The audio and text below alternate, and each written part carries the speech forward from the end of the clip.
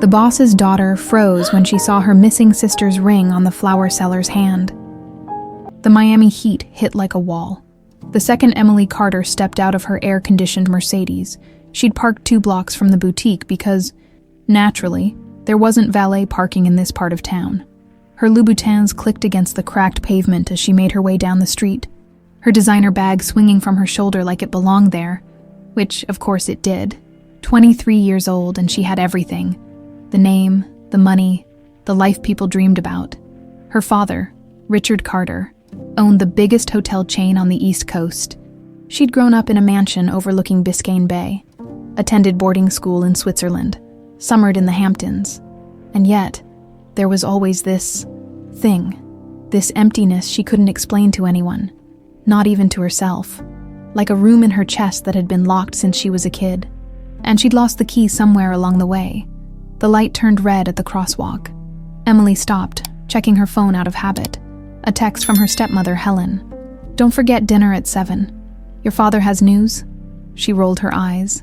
Helen's news was usually some charity gala she wanted Emily to attend, or another business merger that would make the Carters even richer. As if they needed more money. That's when she saw her, a girl crouched on the corner, arranging white daisies in mismatched plastic buckets. Her dark hair was pulled back in a messy braid, her clothes worn and faded. Her hands were dirty from the stems, nails chipped and bare. She looked like she'd been there all day, probably would be there until dark. Emily almost looked away. Miami was full of street vendors, after all. But something made her stop. The girl stood up to offer a bouquet to a passing businessman who waved her off without even looking.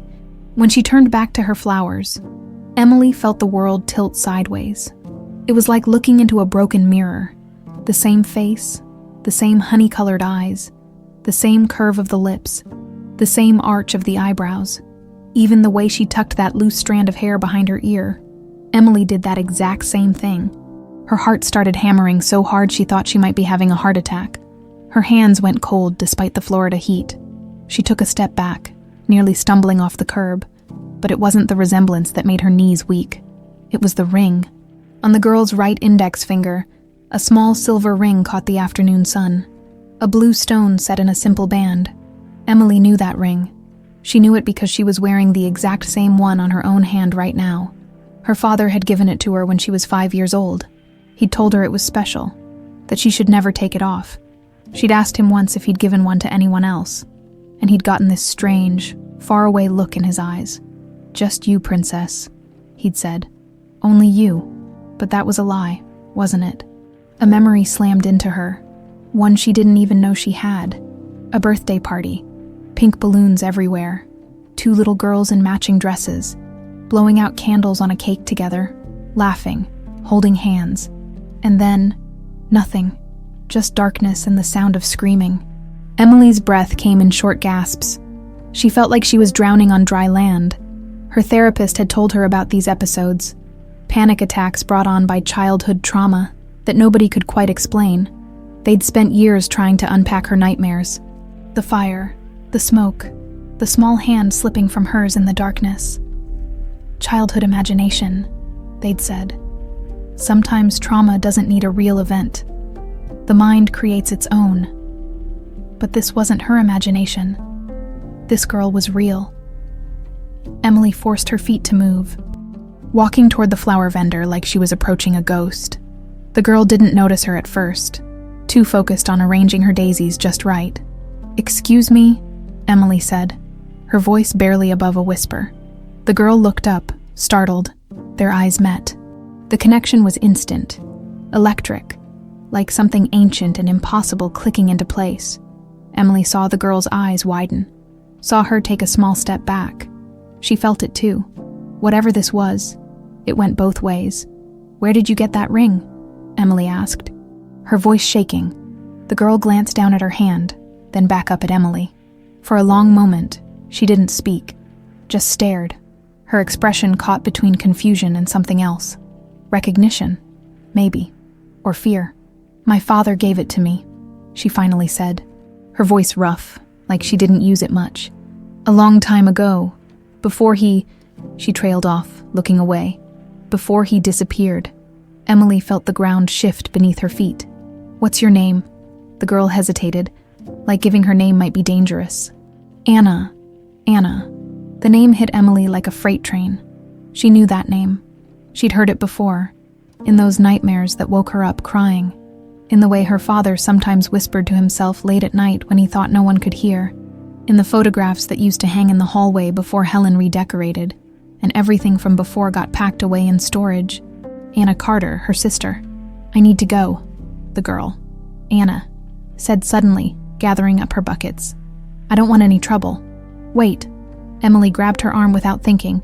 The touch sent a jolt through both of them.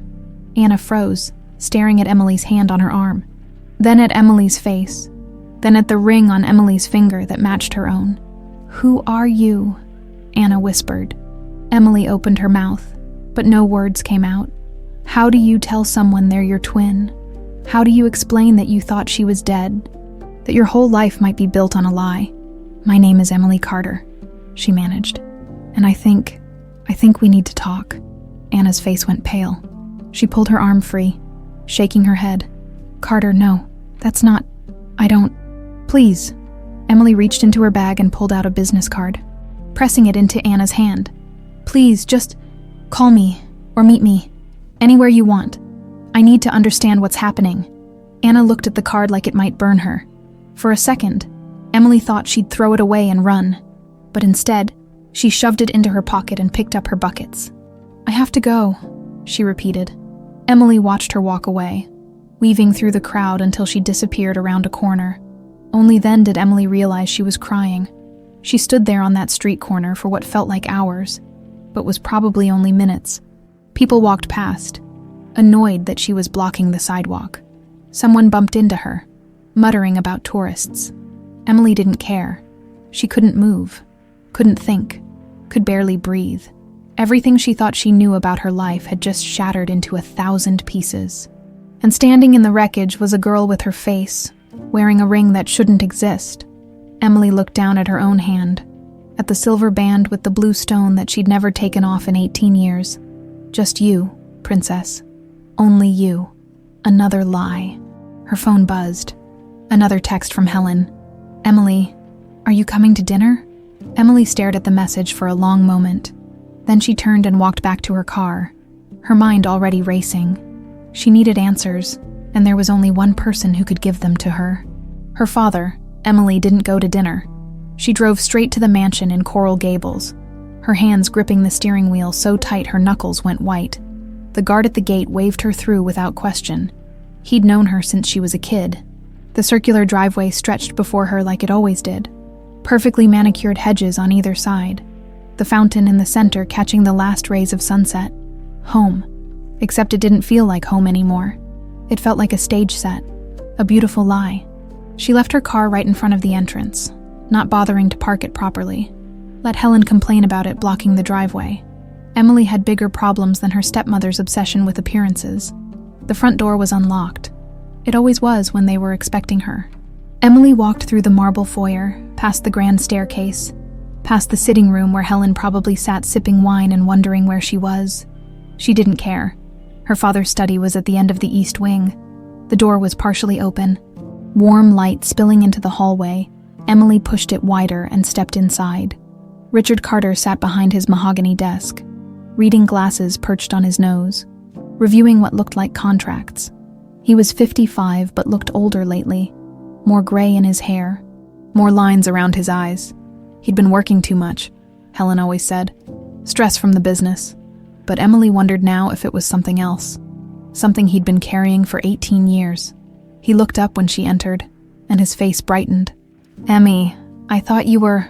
He stopped, seeing her expression. The smile died on his lips. "What's wrong?" Emily closed the door behind her, locked it. She didn't want Helen walking in on this conversation. "Who's Anna?" The words came out harder than she meant them to. "And don't you dare lie to me." All the color drained from her father's face. His hand started trembling. The pen he'd been holding slipped from his fingers and rolled across the desk, falling to the floor with a soft click. For a long, terrible moment, he didn't speak, just stared at her like she'd reached into his chest and pulled out his worst nightmare. How do you—" His voice cracked. "How do you know that name? Answer the question." Emily's voice was steady, but inside she was screaming. "Who is she?" Richard stood up slowly, like his legs might give out. He walked to the window, looking out at the gardens he'd paid a fortune to maintain. When he spoke, his voice was barely audible. "Your twin sister." The words hung in the air between them like smoke.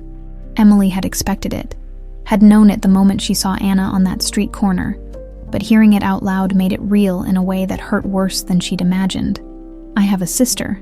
It wasn't a question, just a statement of fact that rewrote her entire existence. "Had," Richard said quietly. "Or, I thought—" He pressed his hand against the window glass. "God, Emily, I thought she was dead." "She's not dead, Dad, she's alive. She's selling flowers on 3rd and Main, wearing the same ring you gave me, the one you said was mine alone." Richard turned to face her, and Emily saw something she'd never seen before. Her father crying, real tears streaming down his face. No attempt to hide them or wipe them away. He walked to his desk and opened the bottom drawer, the one he always kept locked. Emily had wondered about it as a kid, but never asked. From inside, he pulled out a photograph, yellowed with age. "Sit down," he said softly. "Please?" Emily sat. Her legs were shaking too much to keep standing anyway. Richard handed her the photograph. 2 little girls, identical in every way, arms wrapped around each other. Grinning at the camera behind them, a younger version of her father held them both, his smile wide and genuine. And next to him stood a woman Emily had seen before, only in the portrait that used to hang in the upstairs hallway. Not Helen. Someone else. "Your mother?" Richard said, answering the question she hadn't asked. "Sarah. She died giving birth to you. To both of you." Emily's fingers traced the edge of the photograph. She'd known her mother died young. That much she'd always been told, but she'd never known there was more to the story. "You were inseparable," Richard continued, his voice thick. "Born at the same time, down to the minute. The nurses said they'd never seen twins so in sync. You'd cry if Anna cried. Anna wouldn't sleep unless you were next to her. You were like 2 halves of the same soul." "What happened?" Emily whispered. Richard collapsed into his chair like the weight of the story was crushing him. "I was a mess after Sarah died. Couldn't function. Could barely take care of you girls. Then I met Helen at some business function. She seemed perfect, offered to help. Said she'd always wanted children." The bitterness in his voice when he said Helen's name made Emily's stomach turn. "We got married fast. Too fast.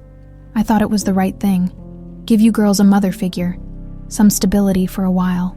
It was okay. But Helen—" He closed his eyes. "She resented having to care for 2 of you. Said it was too much. Pushed me to hire more help. Send you to different schools. She wanted you separated. Why? I don't know. I was too blind to see it then. Too wrapped up in work. In trying to build the business into something that could support us all. I missed the signs." Emily felt sick. "Dad, what happened to Anna?" Richard's face crumpled. "There was a fire. You were 5 years old, both of you. It started in the middle of the night in the nursery wing. By the time we got there, the whole section was engulfed. I got you out. But Anna—" His voice broke completely. "They never found her body. The fire was too intense. The investigators said she must have— that the flames—" He couldn't finish the sentence. "The police closed the case," he continued after a moment. "Ruled it an accident. Faulty wiring, they said. But I never stopped looking, hired investigators, offered rewards. Nothing. It was like she'd vanished. And Helen—" He looked up at Emily with red-rimmed eyes. "Helen kept saying I had to let go, that it was unhealthy, that you needed me to move forward, not stay trapped in the past. So I let them erase her." "Erase her." Emily's voice rose. "What does that mean?" "The therapists, the child psychologists. They said your nightmares were trauma from the fire, that the best thing was to help you forget. Hypnotherapy, they called it, redirecting painful memories. Helen arranged all of it. Said it was for your own good." Emily felt bile rise in her throat. "You let them mess with my head, make me forget my own sister. I thought I was protecting you." Richard's voice cracked. "I thought she was gone, Emmy. I thought keeping the memories alive would only hurt you more. But she's not gone." Emily stood up. shaking. "She's alive, Dad. She's been alive this whole time. And she's been living on the streets while we—" She gestured at the opulent study, the mansion around them. "While we lived like this." Richard stared at her like she'd spoken another language. "What are you saying? You saw her." "Today, downtown. She looks exactly like me. She has the ring. She said her father gave it to her before he disappeared." Emily's voice turned cold. "Did you give her that ring, or was there someone else?" "I gave both of you matching rings on your 5th birthday," Richard said slowly. "2 weeks before the fire. I wanted you to have something that connected you, something you'd always share." The pieces were falling into place, and Emily didn't like the picture they were forming. "If Anna survived that fire," she said carefully, "if she's been alive all this time, someone took her. Someone hid her. Someone made sure you never found her." Richard's expression shifted from grief to something else. Horror, realization. "The investigators," he whispered. "They said there was no body, but they were so certain she'd died. They closed the case so fast, and Helen," he looked up at Emily, "Helen was the one who pushed them to stop looking, said we needed closure, that the investigation was preventing us from healing." Emily felt cold all over. "Where's Helen now?" "Upstairs, getting ready for dinner." He stood abruptly. "Emmy, if what you're saying is true, if Anna is really—" "She is." Emily pulled out her phone and scrolled through her photos. She'd taken one secretly, from across the street. Before approaching Anna, she showed it to her father. Richard grabbed the phone with shaking hands. A sound came out of him, something between a gasp and a sob. "Oh my God, that's her. That's my little girl. We need to find her," Emily said. "We need to bring her home. And Dad," she met his eyes, "we need to find out what really happened that night." Richard nodded, still staring at the photo. Yes, we do." But Emily was already thinking ahead, her mind racing. If Helen had been involved in Anna's disappearance, she'd hidden it for 18 years. She wouldn't confess easily. They'd need proof, evidence. They'd need help. "Tomorrow," Emily said. "Tomorrow we start looking. But tonight, we don't tell Helen anything. Not until we know what we're dealing with." Richard finally looked up from the phone. "You think she knows?" Emily thought about her stepmother, the woman who'd raised her, who'd been cold but present, who'd always seemed just a little too controlling, a little too careful about which memories were allowed and which ones weren't. "Yeah," Emily said quietly. "I think she knows everything." Emily didn't sleep that night. She lay in her bed staring at the ceiling, her mind racing through 18 years of memories that suddenly felt hollow. Every birthday party, every Christmas morning, every family vacation, all of it tainted by the ghost of a sister she'd forgotten existed. Around 3 a.m, she gave up on sleep and opened her laptop. The internet had everything. If you knew where to look, she started with the fire, searching old news archives, police reports, anything public record. It took hours, but she finally found it. A small article from 18 years ago in the Miami Herald. "Fire destroys Carter Estate Wing. 1 child missing." The article was brief, clinical. A fire had broken out in the early morning hours at the Carter estate. Richard Carter and his daughter Emily, age 5, had escaped. Another daughter, Anna Carter, was presumed dead. Cause of fire: faulty wiring. Case closed within 3 weeks. 3 weeks. That was fast. Too fast. Emily dug deeper. Property records showed the damaged wing had been demolished and rebuilt within 6 months. Insurance payout: substantial. Contractor: a company that no longer existed. Fire investigator: retired. No contact information available. Every trail led to a dead end, almost like someone had made sure of it. By sunrise, Emily had a new plan. She needed to talk to people who'd been there. People who'd known Anna. People Helen couldn't have silenced. She made a list. The old household staff. Most had been let go within a year of the fire. Helen had insisted on fresh starts and new energy. At the time, Richard had thought she was just establishing her own management style. Now Emily wondered what those people had seen. She found 3 names in her father's old employment records: Maria Santos, the cook; James Mitchell, the groundskeeper; and Rose Medina, the nanny who'd taken care of both girls. Maria had moved back to Cuba. James had died 5 years ago. But Rose was still in Miami. The address led Emily to a rundown neighborhood in Little Haiti. Buildings with peeling paint, chain link fences, barking dogs. Her Mercedes looked obscene parked on the street. Rose's apartment was in a converted house. 3rd floor. No elevator. Emily climbed the narrow stairs, her heart pounding. She knocked on door 3B. Nothing. She knocked again, harder. "Miss Medina, my name is Emily Carter. I need to talk to you about..." The door cracked open. A chain lock kept it from opening more than a few inches. A woman's weathered face appeared in the gap, her eyes widening in recognition. Or maybe shock. "Dios mío," Rose whispered. "Emily, you remember me. I'd know that face anywhere." Rose's voice trembled. "You look just like her. Just like your..." She stopped, her face going pale. "You shouldn't be here. Please, I need to talk to you about Anna." Rose's hands shook as she unhooked the chain. "Come in, quickly." The apartment was tiny. One room that served as bedroom, kitchen, and living space. A small bathroom Emily could see through an open door. Everything was old, but clean. Neat. Rose clearly took pride in what little she had. Rose herself looked much older than she should. 70 maybe, but worn down by life. She moved slowly, like her joints hurt. When she sat in the single armchair, she winced. "Are you sick?" Emily asked. "Cancer," Rose said simply. "Stage 4. The doctors say I have maybe 6 months." She looked at Emily with watery eyes. "Maybe that's why you're here. God giving me a chance to make things right before I go." Emily sat on the edge of the bed, the only other place to sit. "Tell me about Anna. Tell me what happened." Rose closed her eyes. "I've wanted to tell someone for 18 years, but I was scared. She threatened me, said she'd kill my children if I ever spoke about what I knew." "Helen?" Rose nodded. "Ms. Helen, though she wasn't Ms. Helen then, she was the new Mrs. Carter, and she hated those babies from the start, especially Anna." "Why especially Anna?" "Anna was difficult," cried Moore. "Needed more attention.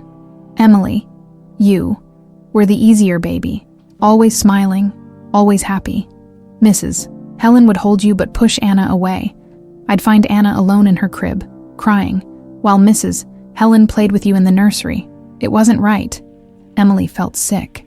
"What about the fire?" Rose's face crumpled. "It wasn't an accident, miss. Helen started it." The words fell like stones. "I saw her," Rose continued, tears streaming down her face. "I couldn't sleep that night.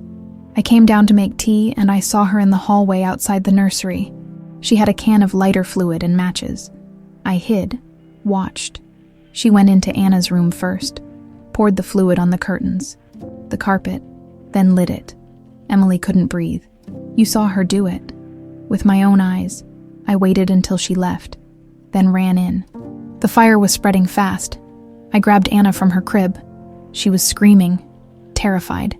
You were in the next room over, still sleeping somehow. I ran back for you, but Mr. Richard was already there, getting you out. So I ran the other way with Anna.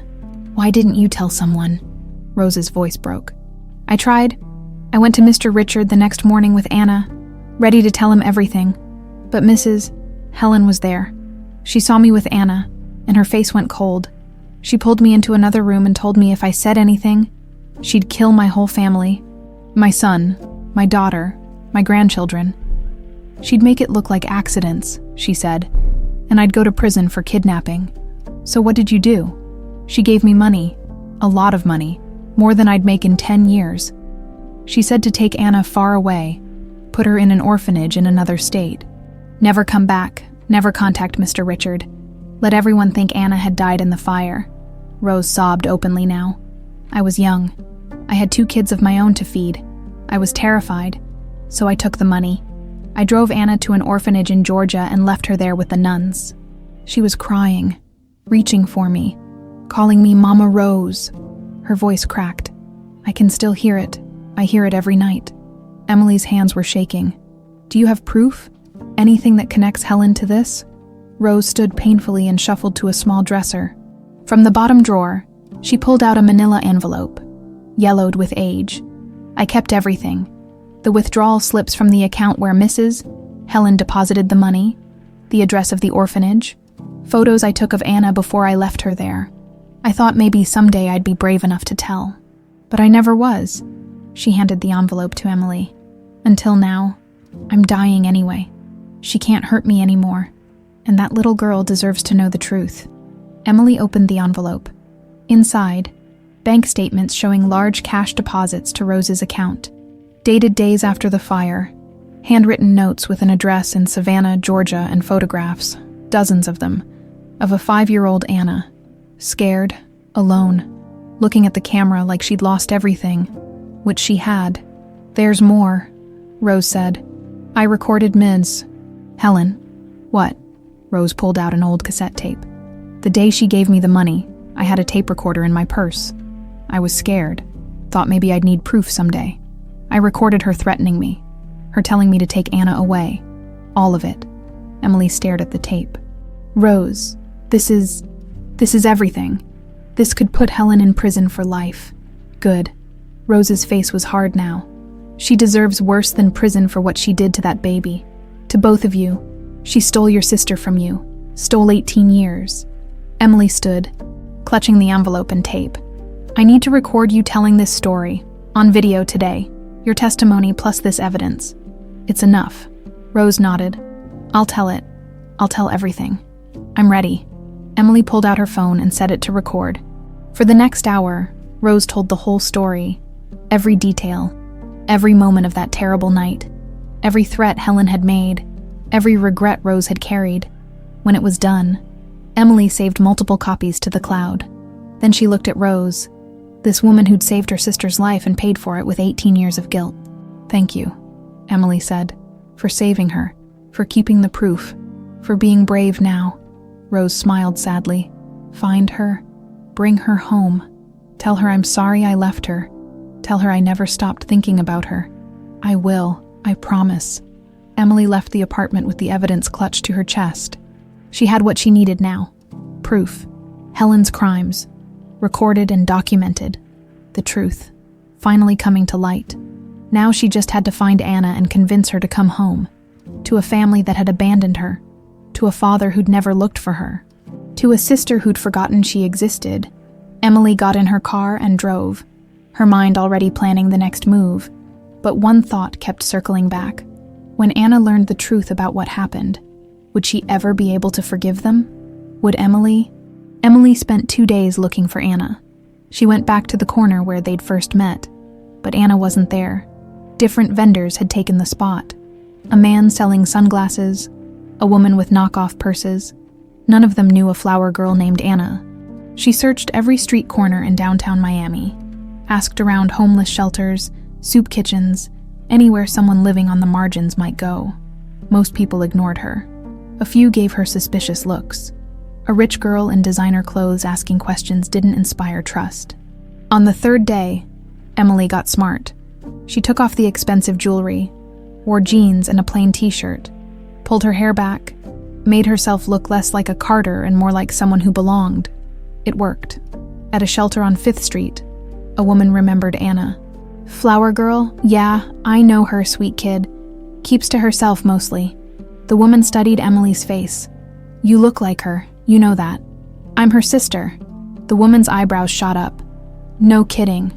Well, she usually sets up on 3rd and Main in the mornings. But last couple days she's been over on Flagler, near the library. Emily thanked her and drove to Flagler Street. She found Anna sitting on the library steps, arranging daisies in buckets.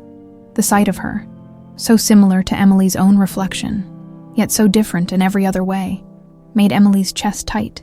Anna saw her coming and immediately tensed. She stood up, hands clenched at her sides like she was ready to run.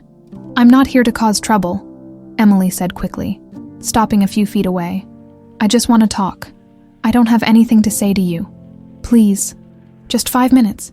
Anna glanced around like she was looking for exits. Why? What do you want from me? Emily took a breath. The truth. About what happened to you. About why you're here, and She gestured at herself. Why our lives are so different.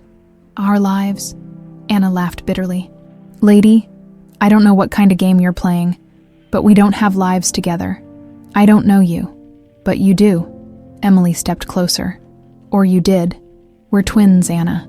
We were born on the same day, in the same hospital. We lived in the same house for 5 years. You're my sister. Anna's face flickered, something between hope and fear. That's not possible. My father left me at an orphanage when I was little, said he couldn't take care of me anymore. If I had a twin, if I had a family. You did. You do. Emily pulled out her phone and showed Anna the photographs from Rose's envelope. This is you, 5 years old, and this is me. She swiped to another photo, the one from her father's desk. This is us together. Anna stared at the photos. Her hands started shaking. Where did you get these? From someone who was there. Someone who saved your life. Emily pocketed her phone. Anna, there was a fire. Everyone thought you died, but you didn't. Someone took you and left you at that orphanage, and that same someone made sure our father never found you. Why? Anna's voice cracked. Why would anyone do that? Because she wanted you gone, and she's been lying about it for 18 years. Anna sat down hard on the steps, like her legs gave out. Emily sat next to her, careful to leave space between them. For a long moment, neither spoke. I have dreams, Anna finally said, about a big house, a garden with roses, someone who looked like me, holding my hand. I always thought they were just dreams, made-up memories from a childhood I wanted but never had. They were real, Emily said softly. All of it was real. Anna wiped her eyes with the back of her hand. So you're saying I have a father, a real one, who didn't abandon me? Yes, and he's been looking for you. He thought you were dead, Anna. He's been grieving you for 18 years. But I wasn't dead. I was in Georgia, then foster homes, then the streets. If he was really looking, why didn't he find me? It was the question Emily had been dreading. Because the person who took you made sure you couldn't be found.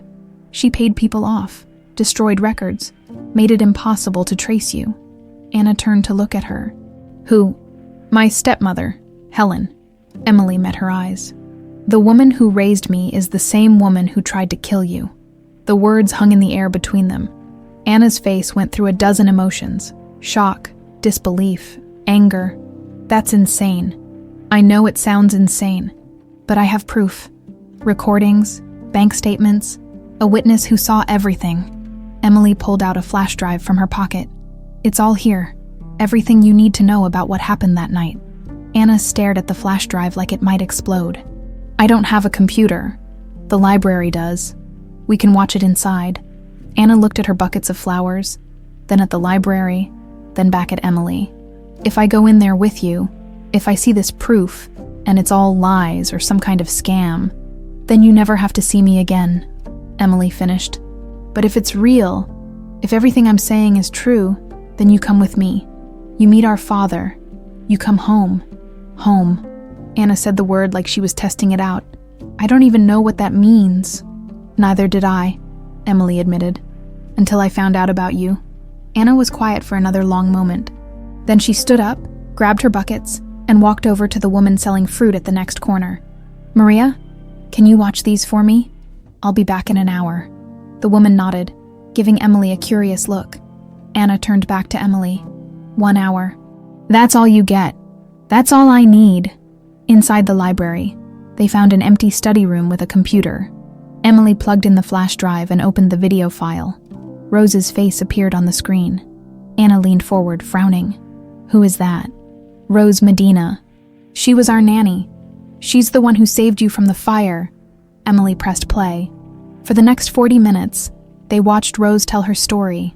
Every detail, the lighter fluid, Helen's threats, the drive to Georgia, the orphanage, the guilt that had eaten at her for nearly 2 decades.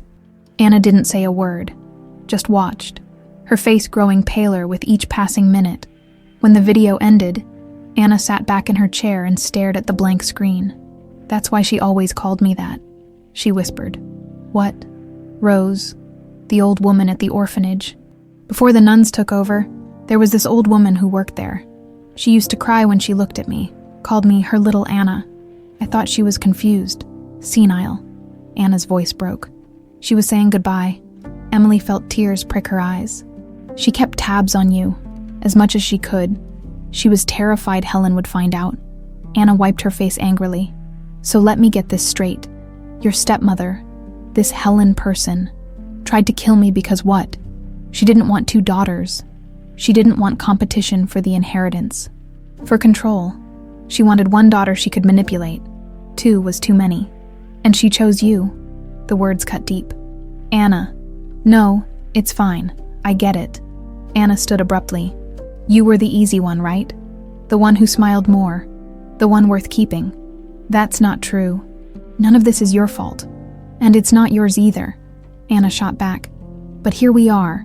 You got the mansion and the money and the life. And I got orphanages and foster homes and sleeping in shelters. Real fair distribution. Emily stood too. You're right. It's not fair. It's horrible and wrong and I can't fix it. But I can tell you the truth. I can bring you home. I can... Home. Anna laughed. But there was no humor in it. That's not my home. It was never my home. That's your home. Built on a lie, sure. But still yours. It's yours too. It should have been yours all along. Anna grabbed her bag. I need to go. Anna, please. I said I'd give you an hour. You got your hour. She headed for the door. Emily followed her out of the library, onto the steps where Anna's flower buckets waited. Anna grabbed them without looking back. Just think about it. Emily called after her. Please, our father wants to meet you. He wants to make this right. Anna stopped but didn't turn around. What's his name? Richard. Richard Carter. Richard. Anna tested the name quietly. Then she did turn and her eyes were full of tears. Does he really think I'm still his daughter after 18 years? Yes. He never stopped being your father. Anna nodded slowly, then turned and walked away, disappearing into the crowd. Emily stood on the library steps watching her go. She didn't know if Anna would come back. Didn't know if she'd just pushed too hard, too fast. But she'd given Anna the truth. The rest was up to her. Emily pulled out her phone and called her father. Dad, I found her and she knows everything. Anna showed up 3 days later. Emily was in her room when the guard at the gate called. Miss Carter, there's a young woman here asking for you. Says her name is Anna. Emily's heart jumped. Let her in. I'll meet her at the front door. She practically ran down the stairs. Her father was already in the foyer, having heard the call over the house intercom. He looked terrified and hopeful at the same time, hands trembling at his sides. She came, he whispered. She actually came, through the front windows.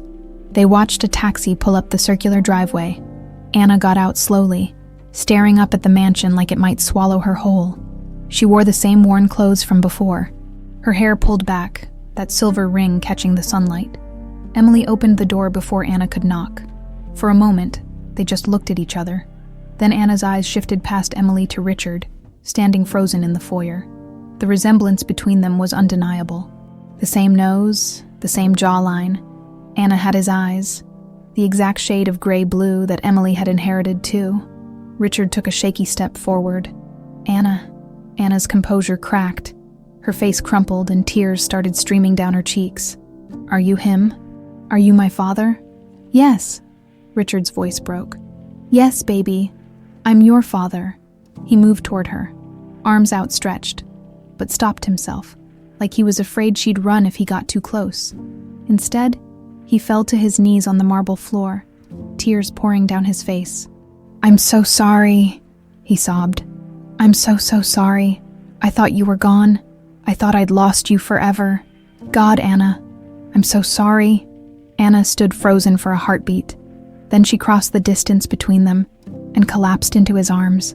They held each other and cried, 18 years of grief and loss pouring out in great, heaving sobs. Emily watched with tears streaming down her own face, feeling like an intruder in their reunion but unable to look away. Finally, Richard pulled back to look at Anna's face, his hands cupping her cheeks like he was afraid she might disappear. You're real, he whispered. You're alive. You're here. I'm here, Anna said, her voice small. Richard helped her up, and they moved into the living room, Emily following behind. Anna sat on the edge of the sofa, looking around at the opulence with wide eyes. Crystal chandeliers, oil paintings, furniture that probably cost more than everything she'd ever owned combined. This is where we lived. she asked quietly. "This is your home," Richard said. "It always was. It always will be." Anna touched the silver ring on her finger. "You gave me this. On your 5th birthday, you and Emily both got one. I wanted you to have something that connected you." Richard's face darkened. 2 weeks later, the fire happened, and I thought he couldn't finish. "Emily showed me the video," Anna said. Rose told the whole story. Richard's expression shifted to something harder. "Rose, she was here, in Miami. She's dying," Emily said quietly. "Cancer. She wanted to confess before it was too late. She gave us everything, Dad. Bank statements showing Helen's payments, the address of the orphanage, and a recording." A recording. Emily pulled out her phone and played the audio. Helen's voice filled the room, cold and threatening, telling Rose to take Anna far away, or her family would die.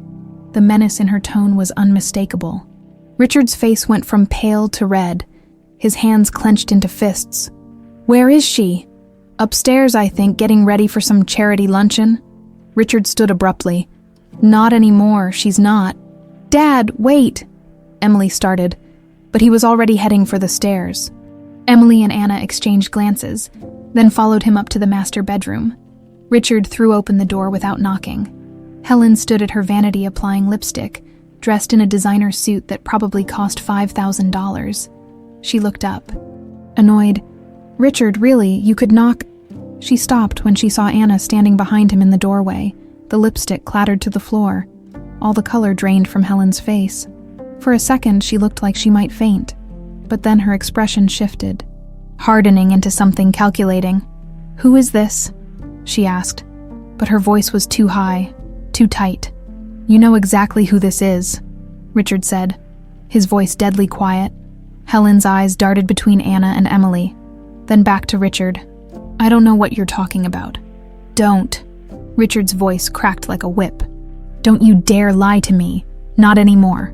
He pulled out his phone and played the recording. Helen's voice from 18 years ago filled the bedroom, threatening Rose, ordering her to take Anna away, promising violence if she ever spoke. Helen's face went through a dozen expressions. Shock, fear, anger. Then she laughed. Actually laughed. "That proves nothing. That could be anyone. Audio can be faked.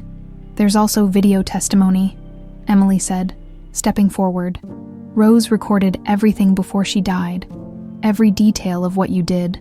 And we have the bank statements showing the payments you made to her. Your signature is on the withdrawal slips." Helen's laugh died. "Rose is dead. 2 days ago." Emily lied smoothly, "but not before making sure everyone would know what you did." Helen's mask slipped. For just a second, Emily saw real fear in her stepmother's eyes. Then it hardened back into defiance. "So what? You think anyone will care about the word of a dead woman? A maid with a grudge?" "I care," Richard said. "And so will the police." Helen's eyes narrowed. "You wouldn't dare. Think about the scandal. Think about the business. Everything we've built would be destroyed." "You mean everything I built while you tried to murder my daughter?" Richard pulled out his phone. "I'm calling the police. You're done." "Helen, wait." Helen's composure finally cracked. She looked at Anna, then at Emily, her mind clearly racing. "You don't understand. I did it for you, Richard. For this family. You were a mess after Sarah died. You couldn't handle 2 babies. You were drinking, ignoring the business. Someone had to make hard choices." "Hard choices." Anna's voice was quiet, but sharp. "You tried to kill me. I saved you." Helen's voice rose hysterically. "You were impossible. Always crying. Always needy. Emily was easy. Manageable. I knew you'd be nothing but trouble. So I removed the problem and look. Everyone turned out fine. Emily had a good life. The business thrived. And you," she waved dismissively at Anna. "You survived. You're here now. Everyone wins."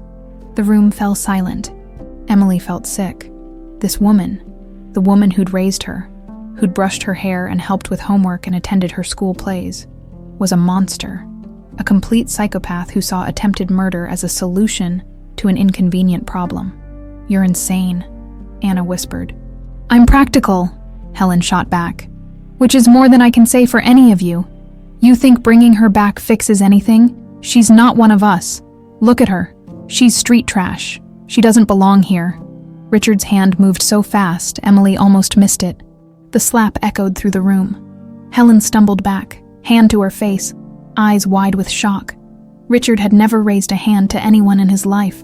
"Get out of my house," he said, his voice shaking with rage. "Pack a bag. You have 10 minutes before I call the police." "Richard, please, now." Helen grabbed her purse with shaking hands and ran from the room. Richard turned to Emily and Anna, his face ashen. "I'm calling Detective Morrison. He's handled security for the hotels for years. He'll know what to do." 10 minutes later, police cars pulled up the driveway.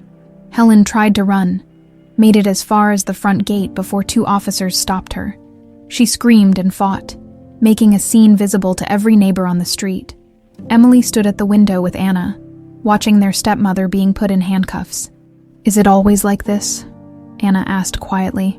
"In rich families?" "No," Emily said. This is something else."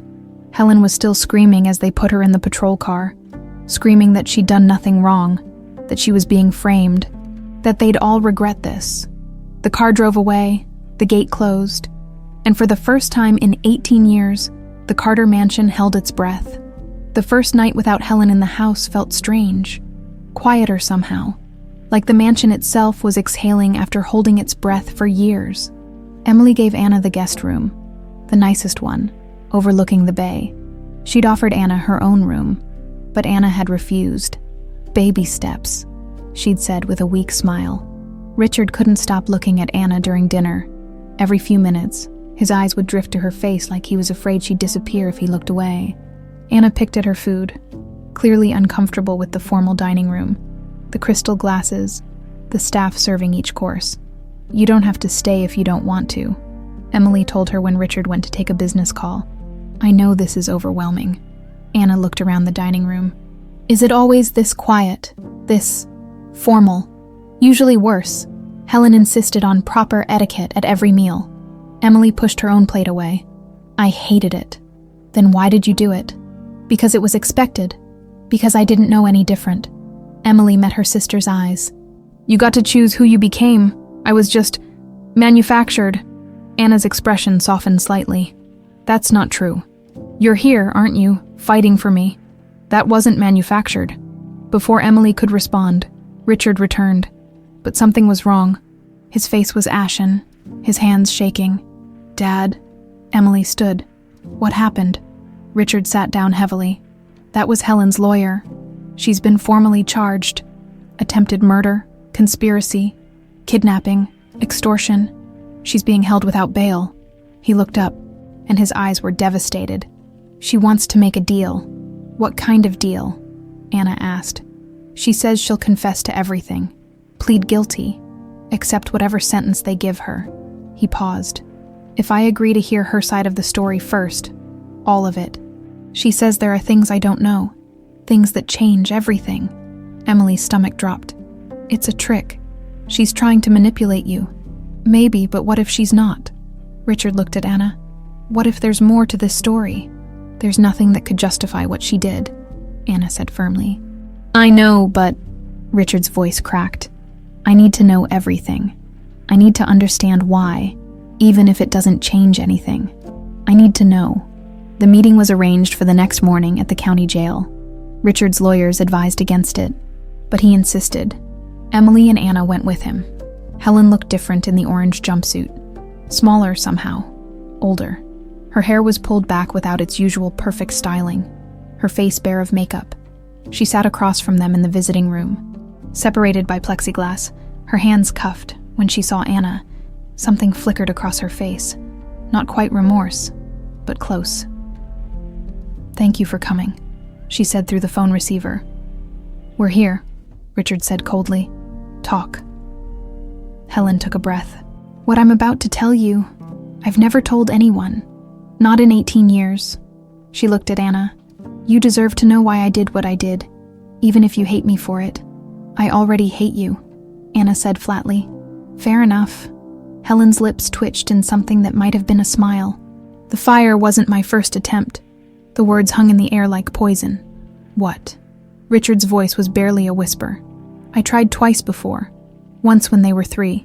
I left Anna alone in the bath too long, hoping she'd slip under. But the nanny came. The second time, when they were 4, I gave her the wrong medication. Called it an accident. You never even noticed. Richard looked like he might be sick. Why are you telling me this? Because you wanted the truth. Helen leaned forward. I hated her from the moment she was born.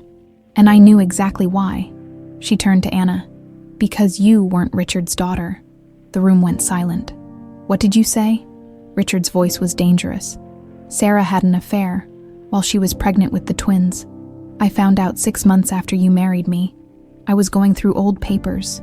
Found love letters hidden in her things from someone named Marcus, a hotel employee you'd fired years ago.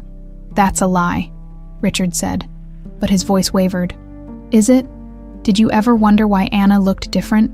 Why her eyes are slightly darker than Emily's? Why she cried more, acted different? Twins aren't identical in personality. They are in DNA. Helen pulled a document from her pocket and pressed it against the glass. I had their DNA tested when they were 3. I needed to be sure before I did anything drastic. Emily is 100% yours. Anna shares only 50% of your DNA. She's your daughter, yes. But she's also Marcus's daughter. Richard grabbed the document through the slot in the barrier. His hands shook as he read it. Emily leaned over to see. It was a paternity test. Dated 18 years ago. The results were clear. Emily Carter, 99.9% probability of paternity. Anna Carter, 50% genetic match. Half-sibling. Anna's face had gone white. That's not possible. I wish it wasn't, Helen said. But I couldn't let Richard raise another man's child. Couldn't let you inherit his fortune, his name, his legacy, when you weren't fully his. So I tried to remove you. The fire was supposed to look like an accident.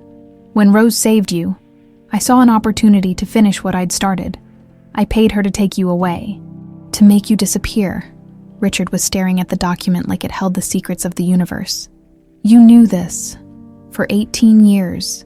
You knew Sarah had been unfaithful, and you said nothing. I was protecting you, protecting Emily, protecting what we'd built. By trying to murder a child, Emily's voice shook with rage. A child who was still Dad's daughter, even if she was also someone else's. She was a reminder of Sarah's betrayal. Every time Richard looked at her, he would have seen it. I was saving him from that pain. That wasn't your choice to make. Richard slammed his hand on the counter. Guards stepped forward, but he waved them back. Anna was my daughter, is my daughter. I don't care who else's blood runs in her veins. She was mine to raise, mine to love, mine to protect.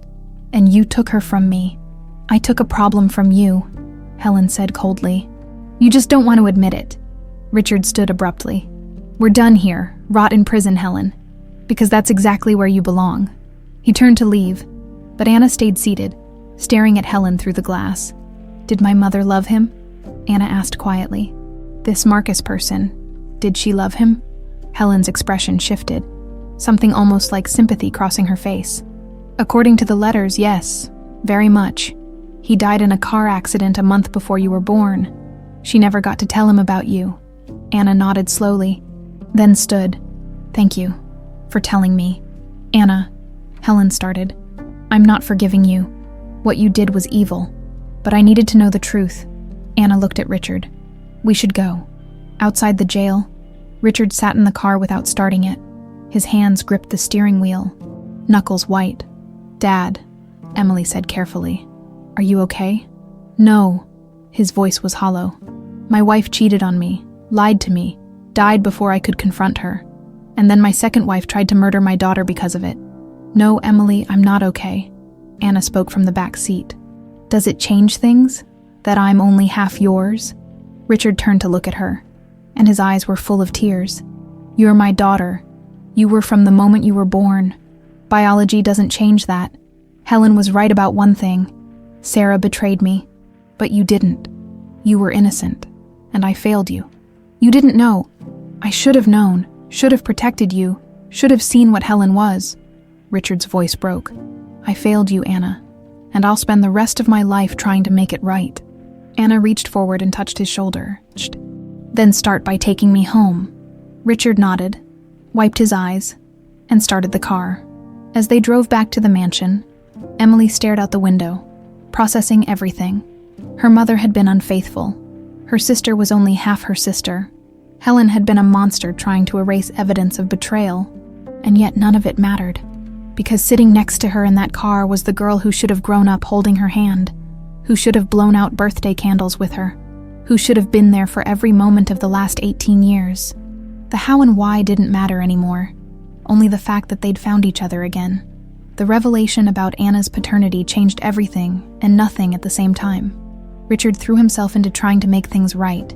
He hired the best lawyers, paid for Anna to get a complete education, GED classes, college prep, whatever she wanted.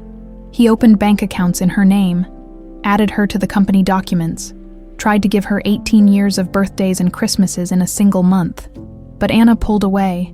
She came to family dinners but barely spoke, attended the meetings Richard insisted on but looked uncomfortable the entire time, slept in the guest room but spent most days wandering the city, returning late at night without explanation. Emily found her one evening sitting on the dock behind the mansion, feet dangling over the water, staring at the bay like it held answers. "Can I sit?" Emily asked. Anna shrugged. Emily took it as a yes and sat beside her, leaving space between them. For a long time, neither spoke, just watched the boats drift by in the distance, their lights twinkling against the darkening sky. "I don't belong here," Anna finally said. "You do. This is your home." "No." Anna's voice was flat. "It's your home, I'm just visiting." "That's not true, isn't it?" Anna turned to look at her. "You grew up here. You know which fork to use at dinner, how to talk to the staff, how to walk in those ridiculous heels Helen probably taught you to wear. I don't know any of that. I eat with the wrong fork and the staff looks at me like I'm some kind of charity case. They don't. They do. I see it in their eyes. Poor girl, grew up on the streets, doesn't know any better." Anna's jaw clenched. "And maybe they're right. Maybe I don't belong in a world where people have 5 forks for one meal." Emily felt the words like a punch. "I'm sorry. I know this is hard." "You don't know?" Anna stood abruptly. "You have no idea what it's like. You got everything. The house, the education, the life. And yeah, I know it wasn't your fault. I know you didn't ask for it. But that doesn't make it fair. You're right. It's not fair. Nothing about this is fair. And now I find out I'm only half your sister anyway, half Richard's daughter, the product of an affair." Anna laughed bitterly. "Even my existence is a lie." "That's not true. You're not a lie. Then what am I?" Anna's voice cracked. "The mistake. The reminder of Mom's betrayal. The reason Helen tried to kill me."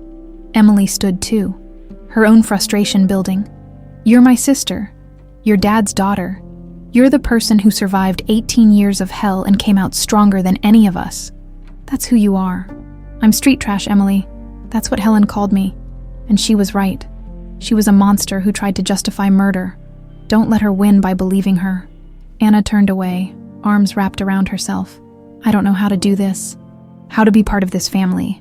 I spent my whole life alone, taking care of myself, trusting no one. And now suddenly, I'm supposed to trust him."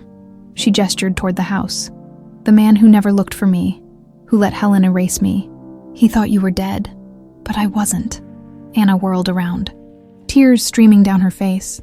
"I was in Georgia, then in foster homes where people hit me, starved me, used me for their welfare checks, then on the streets, selling flowers just to eat. And where was he? Where was this family that supposedly loved me?" Emily had no answer, because Anna was right. It didn't matter that Richard hadn't known. The result was the same. Anna had suffered while they lived in luxury. "I'm trying," Anna said, her voice breaking.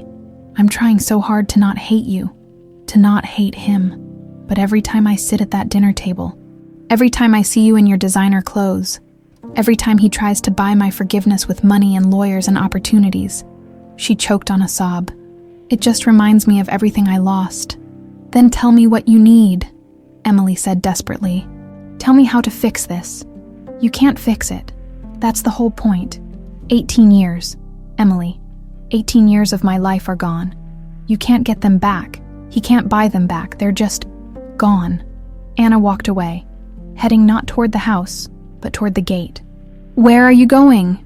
Emily called. I don't know. Somewhere that doesn't feel like a museum, somewhere real. Emily watched her sister disappear into the night and felt completely helpless. Inside, Richard was in his study, drinking. Emily found him staring at the photograph of the twins at 5 years old, the one he'd shown her weeks ago. She hates me, he said without looking up. Emily sat across from him. She doesn't hate you. She should. I failed her, Emmy. I failed her in every way a father can fail a child. He took another drink. And the worst part, I don't know how to make it right.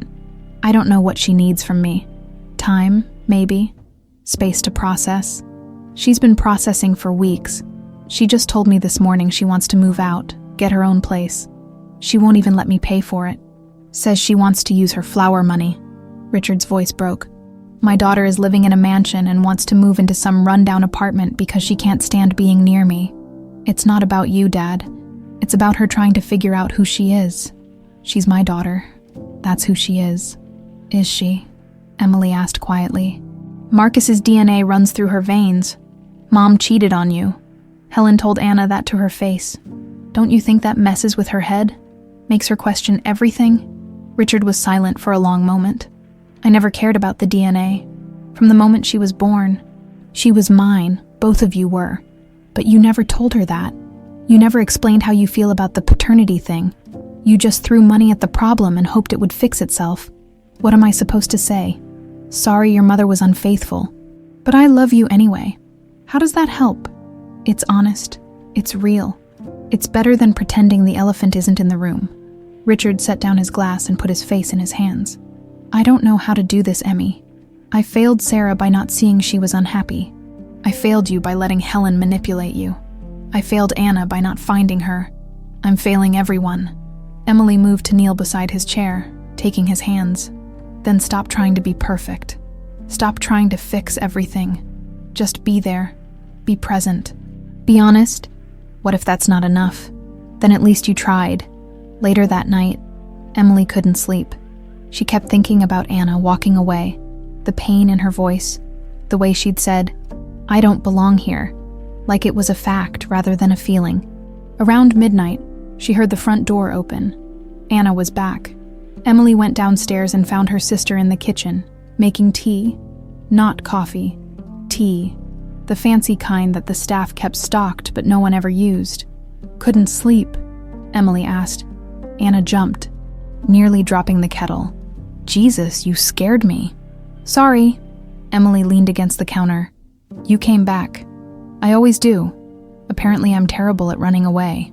Anna poured hot water into a mug. You want some? Sure. They sat at the kitchen island, the casual one, not the formal dining table, and drank tea in silence. I'm sorry, Anna finally said, for what I said earlier about hating you. I don't. I know. It's okay to be angry. Is it though? You didn't do anything wrong. None of this is your fault.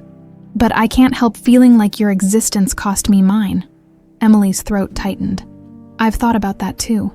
About how different things would be if Helen had chosen you instead of me. If you'd been the easy baby. You'd be the one selling flowers. Maybe. Or maybe Helen would have tried to kill me instead and you'd be sitting here feeling guilty. Anna looked at her over the rim of her mug. You really think so? I think Helen was always going to be a monster. The question was never about which of us deserved to survive. It was about how to stop her from destroying us both. Anna was quiet, processing. Your dad, our dad, he really doesn't care about the Marcus thing. He really doesn't. You should hear him talk about you when you're not around. He lights up, calls you my Anna, like you're the most precious thing in the world. Even though I'm a reminder of Mom's affair, you're not a reminder of anything bad. You're a reminder that despite everything, Helen's evil, Mom's mistakes, 18 years of separation, you're still here, still his daughter, still my sister. Anna's eyes filled with tears. I don't know how to do this, Emily. How to be part of a family. Neither do I. Not really. My version of family was fake. Helen playing house while plotting murder. Emily reached across and took Anna's hand. Maybe we figure it out together. Make our own definition of what family means. Anna squeezed her hand. That sounds nice. They sat there in the kitchen, drinking tea, holding hands, two halves of a broken whole trying to figure out how to be complete again. It wasn't perfect. It wasn't even close to fixed. But it was a start. The trial began on a Tuesday morning in October. The courthouse was packed. Media trucks lined the street outside, reporters shoving microphones at anyone who looked like they might have information. The Carter case had become national news. Billionaire's wife attempts to murder stepdaughter, hides her for 18 years. It had everything. Money, betrayal, attempted murder, family secrets. Emily and Anna sat in the front row behind the prosecution. Richard sat between them, his face drawn and pale. He'd aged 10 years in the past 2 months. Helen was brought in wearing a gray suit, her lawyers attempt to make her look sympathetic. But nothing could hide the coldness in her eyes when she looked at Anna. That calculation, that assessment of whether this could still be won. The prosecution went first. They had everything. Rose's video testimony recorded before her death 3 weeks earlier. The bank statements showing payments. The audio recording of Helen's threats. The paternity test Helen had secretly ordered. Witness after witness testified to Helen's controlling behavior, her resentment toward Anna as a baby, her insistence on erasing Anna from family memory. The most damning testimony came from the fire investigator who'd originally ruled the blaze an accident. Under oath, he admitted Helen had paid him $50,000 to close the case quickly and destroy evidence suggesting arson. He'd lost his license years ago for unrelated corruption, but had kept the paperwork from the Carter fire as insurance when shown photos of accelerant patterns that clearly indicated the fire was deliberately set. He broke down and confessed everything. Helen's lawyer tried to paint Rose as a disgruntled employee with an axe to grind, tried to suggest the audio recordings were doctored, tried to claim Helen was a victim of circumstance who'd made difficult choices in impossible situations. None of it worked. On the third day of trial, the prosecution called Anna to the stand. She walked up slowly, wearing a simple blue dress Emily had helped her pick out. Not too fancy. Anna had refused anything that screamed money, but respectable, professional. As she was sworn in, her hand shook slightly. The prosecutor, a woman named Janet Morrison, started gently. "Can you state your name for the record?" "Anna Carter." "And how old are you, Anna?" 23. "Can you tell the court about your earliest memories?" Anna took a breath. "I remember the orphanage in Georgia. I was about 5 when I got there. I don't remember much before that. Just fragments. A woman crying. A car ride that seemed to last forever. Being left with nuns who looked at me like they didn't know what to do with me." "Do you remember a home before the orphanage? A family?" "Not really. Sometimes I'd dream about a big house, a garden, someone who looked like me. But the staff at the orphanage said I was making it up, that I'd been abandoned as a baby, that my parents didn't want me." Her voice cracked slightly. "I believed them. What happened after the orphanage? I was there until I was 8. Then foster homes. Some were okay. Most weren't. By 16, I was on my own, living on the streets, selling flowers, doing whatever I could to survive. And during all that time, did anyone come looking for you?" "No." "Did you know you had a family in Miami?" "Not until Emily found me 2 months ago." Janet nodded and picked up a photograph. "Do you recognize this picture?" Anna looked at it. "That's me and Emily, when we were 5. Do you remember this day?" "No. I didn't even know I had a twin sister until Emily showed me that photo." "Do you remember the defendant, Helen Carter?" Anna looked at Helen for the first time. "No, I don't remember her at all. Let me ask you this, Anna. If you had known, all those years, that you had a father and a sister who were alive and well in Miami, if you had known you were part of the Carter family, what would you have done?" "I would have tried to find them." Anna's voice was firm now. "I would have done anything to get home. But that choice was taken from you." "Yes, by the woman sitting across this courtroom." Anna looked at Helen again. "Yes." Janet let that sink in before continuing. "Can you describe what your life was like during those 18 years? "Objection." Helen's lawyer stood. "Relevance. Your Honor, this goes to the harm suffered by the victim," Janet said. "I'll allow it." But keep it brief, counselor. Anna took a shaky breath. I was hungry a lot, cold, scared, in one foster home. They locked me in a closet when I cried. In another, the man would come into my room at night and... She stopped, composing herself.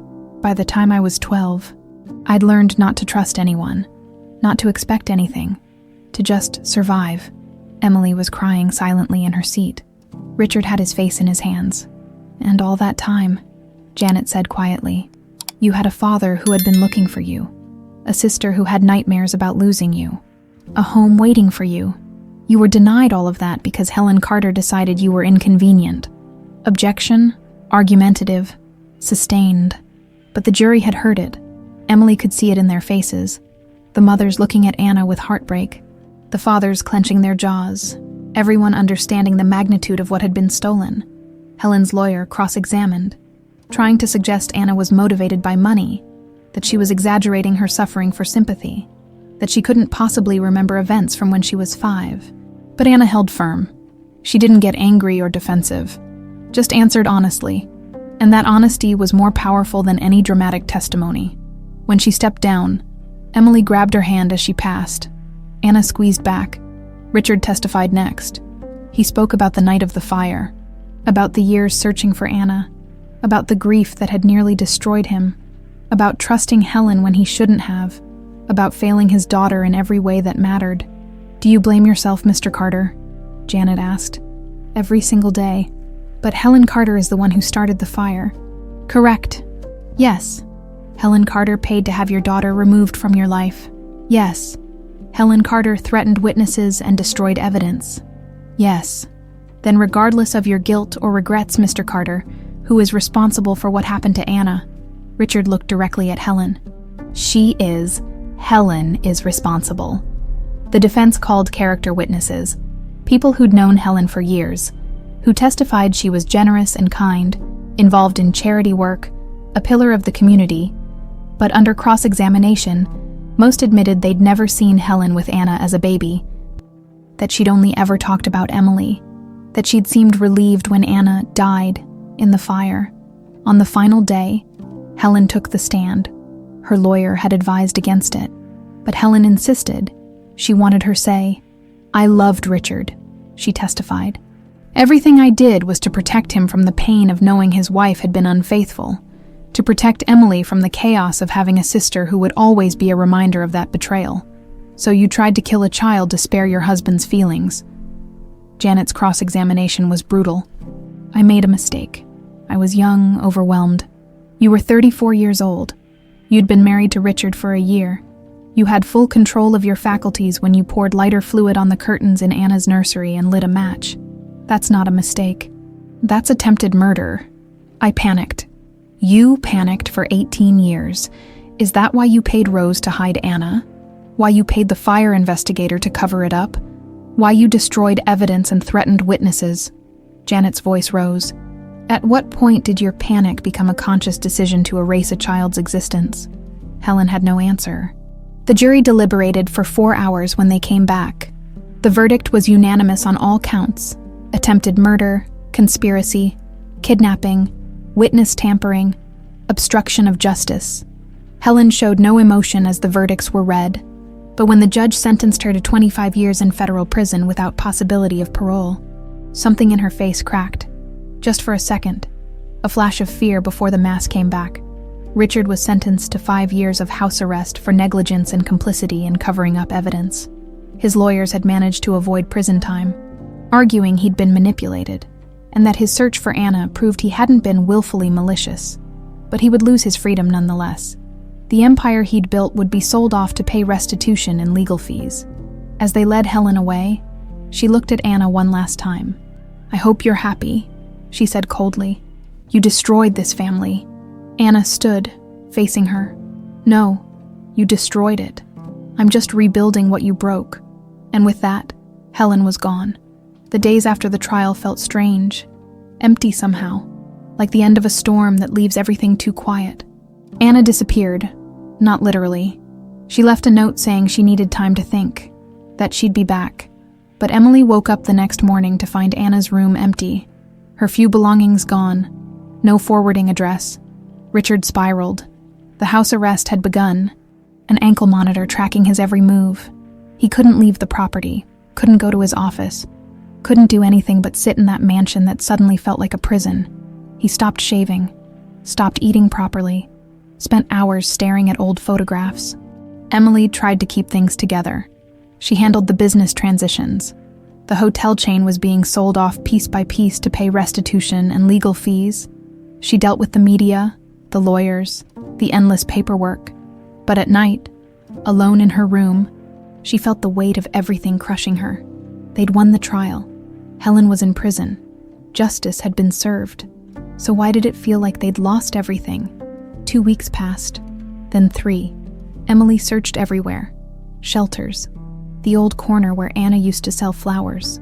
Every place she could think of. Nothing. On the 4th week, Emily got a call from an unexpected source, the cemetery office. Someone had been visiting Sarah Carter's grave daily, a young woman matching Anna's description. Emily drove there immediately. She found Anna sitting on the grass next to their mother's headstone, a small bouquet of daisies placed at its base. Anna didn't look up when Emily approached, just kept staring at the engraved name, Sarah Elizabeth Carter, beloved wife and mother, 1975–2001. Emily sat down beside her. For a long time, neither spoke. I never got to know her, Anna finally said. Never got to ask her why she had an affair, why Marcus, whether she loved him more than Dad. Maybe it wasn't about love. Maybe it was about something else. Like what? I don't know. Loneliness? Feeling trapped?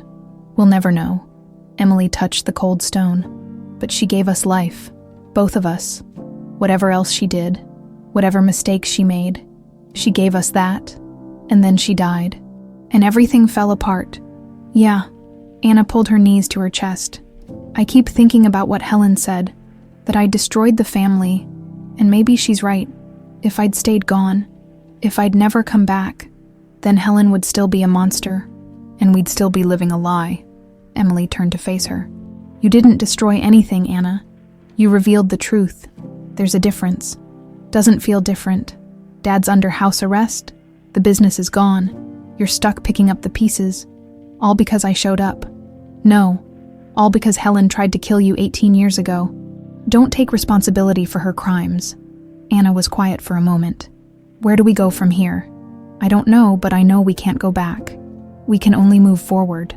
Forward to what? We don't have money anymore. The mansion will probably be sold. Everything we had is gone. Good, Emily said firmly. Anna looked at her, surprised. Good. That life was built on lies, on Helen's manipulation and our ignorance. Maybe losing it all is the best thing that could happen to us. Maybe now we can build something real. Something that's actually ours. With what? I barely finished my GED? You've never worked a day in your life. Dad's stuck in that house. We're broken. Then we start from there. Emily stood and held out her hand. Come on. I want to show you something. They drove to a building in the old neighborhood where Anna used to sell flowers. It was run down but solid, a former community center that had been closed for years. What is this? Anna asked. It's for sale. I looked into it after the trial. The city's been trying to get someone to buy it and renovate it, turn it back into something useful for the community. Emily pulled out her phone and showed Anna the listing. It's cheap, really cheap, and I have just enough money left in my personal account, money Helen never touched, to buy it. Buy it for what? For us, for a foundation. Emily's eyes lit up. We call it the Anna Carter Foundation. We help kids in foster care, kids in the system, kids like you who fell through the cracks. We give them resources, education, support. We do what no one did for you. Anna stared at the building. That's actually crazy, impossible, beautiful. Anna's voice cracked. But why? Why would you give up your money for this? Because money doesn't mean anything if it's not used for something that matters. And this matters. You matter. Emily grabbed her sister's hand. Let me do this. Let me turn your suffering into something that helps others. Let me make your story mean something. Anna's eyes filled with tears. I don't know what to say. Say yes. Say you'll help me run it. Say you'll be there when we open the doors and welcome the first kid who thinks no one cares about them." Anna looked at the building, then at Emily, then back at the building. A smile broke across her face. The first real smile Emily had seen from her in weeks. Yes, okay, let's do it." They hugged, both crying and laughing at the same time. It wasn't perfect.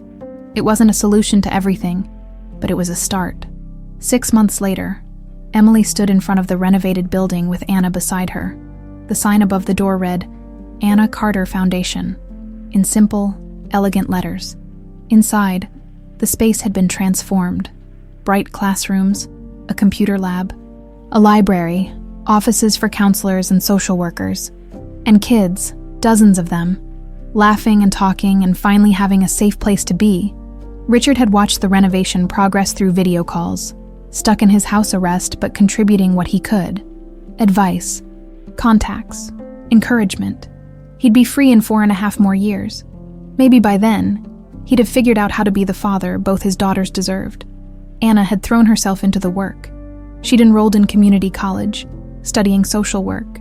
She met with every kid who came through the door, shared her story when it helped, listened when it didn't. She'd found purpose in her pain. Emily had discovered she was good at this. Fundraising, managing operations, making things happen, better than she'd ever been at being a Carter heiress. This felt real in a way that old life never had.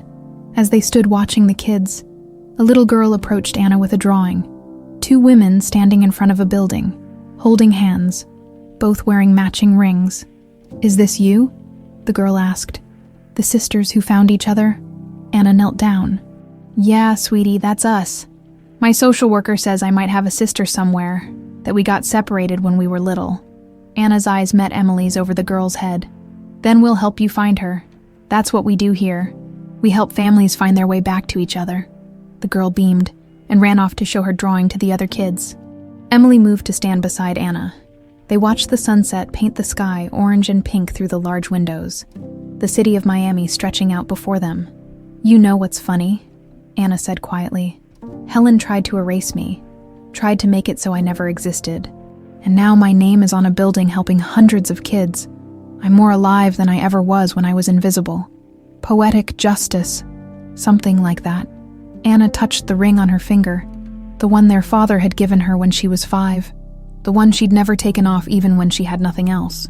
"I spent 18 years thinking I didn't matter, that I was nobody's daughter, nobody's sister, nobody's anything. And now I know better.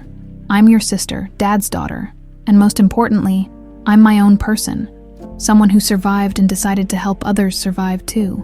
Emily put her arm around Anna's shoulders. "I'm proud of you, you know that. I'm proud of us, for not letting Helen win, for building something good out of something terrible." They stood there together, 2 halves finally whole, watching the sun go down on their old lives and rise on something new. The road ahead wouldn't be easy.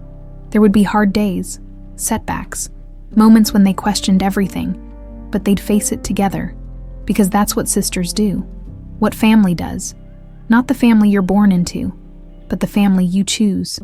The family you build with love and forgiveness and the determination to be better than your past. As darkness fell and lights flickered on in the foundation, illuminating all the hope and possibility inside, Emily and Anna turned to go back in. There was work to do, kids to help, lives to change, and for the first time in 18 years, they were exactly where they belonged, together. 18 months after the trial, Emily stood in the foundation's main hall, watching Anna teach a group of teenagers about resilience. The kids hung on her every word. They always did. Anna had a way of connecting with them that Emily never could, probably because Anna had lived their reality. The thing about survival, Anna was saying, is that it's not just about making it through the hard times. It's about what you do after, how you use what you learned, how you turn pain into purpose. One of the boys raised his hand. "But what if you can't? What if the pain is too much?" Anna sat on the edge of the desk, her expression soft. "Then you ask for help. You don't have to carry it alone. That's what this place is for. That's what family is for. The family you choose. The people who show up for you when everything falls apart." Emily felt her throat tighten. Anna had come so far, they both had. Her phone buzzed. A text from the gate guard. Your father is here." Emily's heart jumped. Richard's house arrest had ended 3 days ago. This was the first time he'd left the property since the ankle monitor came off. The first time he'd be able to see the foundation in person instead of through video calls. She went outside to meet him. Richard stood at the entrance, staring up at the building with tears in his eyes. He'd aged. More gray hair, deeper lines around his eyes. But he looked healthier than he had in years. Calmer, like he'd finally made peace with something. "Hi, Dad." He turned and pulled her into a hug. "Emmy, God, it's good to be outside. To be here. Come on, let me show you around." They walked through the halls together. Richard stopped at every plaque, every photo on the wall, reading about the kids who'd been helped, the families reunited, the lives changed. In the computer lab, kids worked on homework with volunteer tutors. In the art room, a girl painted what looked like a sunset. In the library, a boy no older than 10 sat reading, completely absorbed. "This is incredible," Richard whispered. "You two built all this." Anna built it. "I just helped. Don't sell yourself short. This is as much yours as hers." Richard squeezed her shoulder. "I'm proud of you, both of you." They found Anna in her office, reviewing applications for the Foundation's new scholarship program, when she saw Richard through the glass door. She froze. Emily had wondered how this moment would go. Anna had visited Richard a few times during his house arrest, but the conversations were always strained, polite but distant. There was still so much unresolved between them. Richard knocked softly. Anna stood, smoothing her shirt nervously. "Hi, Dad." "Hi, sweetheart." An awkward pause. "The foundation is beautiful," Richard said. "You should be proud." "Thanks. We've helped over 200 kids so far. Found permanent homes for 47. Reunited 6 families." Anna rattled off statistics like armor. "We're expanding next year, opening a second location in Tampa." "That's wonderful." Richard's voice was thick with emotion. "You're doing what I should have done 18 years ago.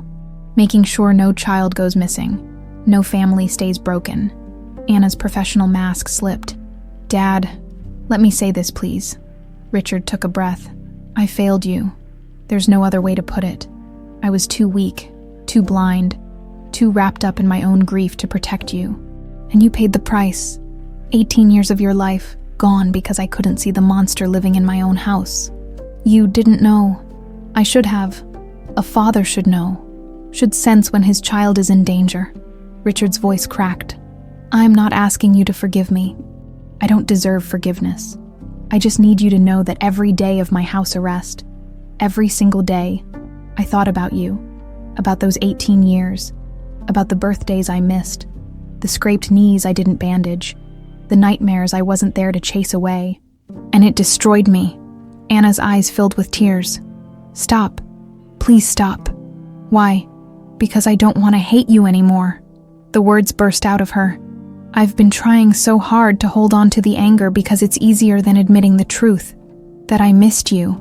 That even though I didn't remember you, some part of me always knew I belonged somewhere else, with someone who should have been there."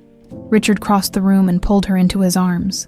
Anna resisted for half a second, then collapsed against him. Sobbing, "I'm sorry," Richard whispered into her hair.